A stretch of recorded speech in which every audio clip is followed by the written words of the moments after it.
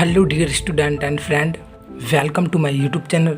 इस वीडियो में हम कक्षा 9वीं गणित का प्रश्नावली 1.3 का प्रश्न नंबर 1 सॉल्व करेंगे। तो यह वीडियो जो है आपके कमेंट के आधार पर बनाया जा रहा है। कमेंट नहीं बल्कि टेलीग्राम ग्रुप पर मैसेज किया गया था कि ये क्वेश्चन समझा दो, तो उसी के आधार पर ये वीडियो बनाया जा रहा है। यदि आपको भी किसी प्रश्न में डाउट है या कोई प्रश्न नहीं आती है तो वह प्रश्न आप नीचे कमेंट कर सकते हो, नहीं तो आप मेरे टेलीग्राम ग्रुप में ज्वाइन हो सकते हो और वहाँ से मैसेज कर सकते हो। तो चलिए वीडियो स्टार्ट करते हैं। तो प्रश्न नंबर 1 है, दो चरों वाले निम्नलिखित रैखिक समीकरणों में से प्रत्येक का आलेख खींचिए। ये समीकरण दिए गए हैं, ठीक है, और इनको हमें दो चर वाले रैखिक समीकरण है, ठीक है। देखो पहले चर क्या होता है? चर होता है अंग्रेजी का अक्षर, ठीक है। और दो चर कब होगा? जब अलग अलग दो अंग्रेजी के अक्षर होंगे, ठीक है। तो यहाँ पे देखो एक्स वाई, यदि यहाँ पे भी एक्स, जैसे कि x प्लस में x, तो ये दो चर वाला रैखिक समीकरण नहीं है, ये एक चर वाला ही रैखिक समीकरण है, क्योंकि इनको जब सॉल्व करोगे तो ये 2x आएगा, ठीक है। तो ये दो चर वाले रैखिक समीकरण है, ये भी और ये भी, ठीक है। तो इन्हें हल करके और फिर उन्हें ग्राफ बनाना है। तो ग्राफ बनाने के लिए सबसे ज़रूरी एक बात यह है कि आपको ग्राफ बनाने के लिए कम से कम 2 हल चाहिए, ठीक है। ग्राफ बनाने के लिए कम से कम 2 हल चाहिए। तो इसमें प्रश्न नंबर 1 का हल करवा के दिखा देता हूँ, ठीक है। फिर 2 ऐसा ही 2 आप कर लेना, और फिर 3 और 4, ठीक है, इन दोनों प्रश्न का हल करवा दूंगा। प्रैक्टिस करना, 2 ना आए तो फिर कमेंट कर देना, मैं इस पर भी वीडियो बना दूंगा। तो चलिए प्रश्न नंबर 1 देख लेते हैं, x प्लस में y, ठीक है। इस वाले प्रश्न को सॉल्व करना है। तो यहाँ पर सबसे पहले क्या करेंगे, हम एक डब्बा बना लेंगे, x प्लस में y बराबर में 4। तो यहाँ पर एक डब्बा बना लेंगे, ठीक है। अब यहाँ पर एक डब्बा बनाने के बाद इस प्रकार से डब्बा बना लेंगे। वीडियो थोड़ी लंबी हो सकती है, ठीक है, तो आप इनका प्लेबैक स्पीड बढ़ा करके भी, अगर आपको लगता है मैं आराम से समझा रहा हूँ तो इनका प्लेबैक स्पीड वीडियो का बढ़ा दो, फिर जल्दी जल्दी वीडियो चलने लगेगी। तो इस प्रकार से आपको डब्बा बना लेना है, ठीक है। तो यहाँ पर x लिख दो, यहाँ पर y लिख दो, और यहाँ पे x, y लिख दो, ठीक है। अब हम क्या करेंगे, यहाँ पर जो है ना एक्स वाई में से आपको कोई सा भी एक मान दिमाग में सोच लेना है, ठीक है, खुद से सोचना है, ठीक है। तो चलिए मैं x को मान लेता हूँ 1, ठीक है। तो आपको इस प्रकार से लिखना है, माना कि x बराबर में 1 है, ठीक है। तो x के जगह पे, अब x के जगह पे 1 रखेंगे, ठीक है, यानी कि यहाँ पर 1 रख देंगे, ठीक है। इस समीकरण में जहाँ पर x है यानी कि यहाँ पर हम 1 रख देंगे। तो ये हो जाएगा 1 जमा में y बराबर में 4। अब 1 के आगे कुछ नहीं है, यानी कि जमा है, तो उधर जा करके हो जाएगा घटा, यानी कि y बराबर में 4 घटा में 1, तो y बराबर में आ जाएगा 3। तो यहाँ पर x का मान क्या था, क्या लिया हमने 1, तो y आ गया 3, तो यहाँ पर 3 लिख देंगे। फिर x और y हो जाएगा 1,3, ठीक है। उम्मीद करता हूँ समझ में आ रहा होगा, ठीक है। तो कम से कम 2 हल चाहिए, तो चलिए हम 3 हल निकाल लेते हैं, ठीक है। आपको कम से कम 2 हल निकालना ही होगा, ठीक है। तो एक और हल निकाल लेते हैं हम,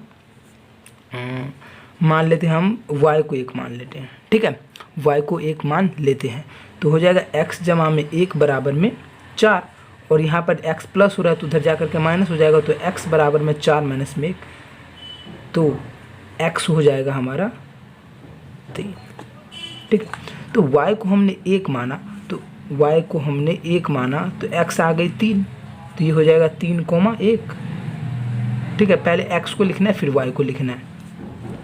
तो चलिए 2 हल ही काफ़ी रहने देते, क्योंकि कम से कम 2 हल चाहिए, वीडियो बहुत ज़्यादा लंबा हो जाएगा, इसीलिए इन 2 से ही आप ग्राफ बना लेते हैं। तो ग्राफ बनाने के लिए आपको, ग्राफ जब रफ में करोगे तो आप सिंपली कर सकते हो, नहीं तो अगर फेयर में करोगे तो या तो आप ग्राफ पेपर पे करो, नहीं तो स्केल से ग्राफ ड्रॉ कर लो। तो चलिए मैं हाथ से ही फटाफट ग्राफ बना लेता हूँ।